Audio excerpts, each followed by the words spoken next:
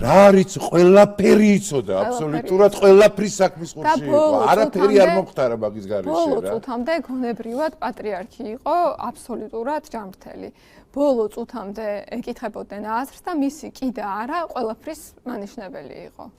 თუნდაც მაშინ, როდესაც გაუარესებული ჯანმრთელობის მდგომარეობა ჰქონდა და ეს ყოველთვის ესე იყო. და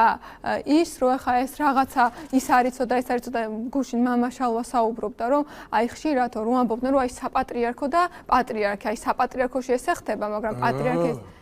სულ ამბობდა უწმინდესი, რომ ეს საპატრიარქოსო ხო მე ვარო, ეს ადამიანების ხო ჩემს გარშემო გაერთიანებული არიან. ეგ არის ხო, მაგათი მოსწავლეებია, მოწაფეები არიან მაგათი სკოლანი. ამას თუ ადამიანი ვერ ხდება, აი გია, ჩემთვის აი როგორი ის არის, იცი ახლა რომ აი ჩემი შვილები რომ უწმინდესი ნათლულები არიან, აი რამხელა პასუხისმგებლობაა, იცი რომ აი ისეთი ადამიანები გავზარდო, როგორიც უნდა უწმინდეს. კი ბატონო. და დარწმუნებული ვარ რომ ვინც პატრიარქის ნათლული გახდა, ყველა იმ ოჯახს გაცნობიერებული აქვს ეს პასუხისმგებლობა. და აი ეს და სულ ვფიქრობთ კიდე რომ აი რას შეიძლებოდა აი ამხელა უცებ აი ეს თუნდაც აკაზე რომ ამბობდი ხა რომ გადაწყვეტა რომ მესამე შვილი ერთი სული მქონდა მეც მესამე შვილი გამეჩინა რომ პატრიარქს მოენათლა და აი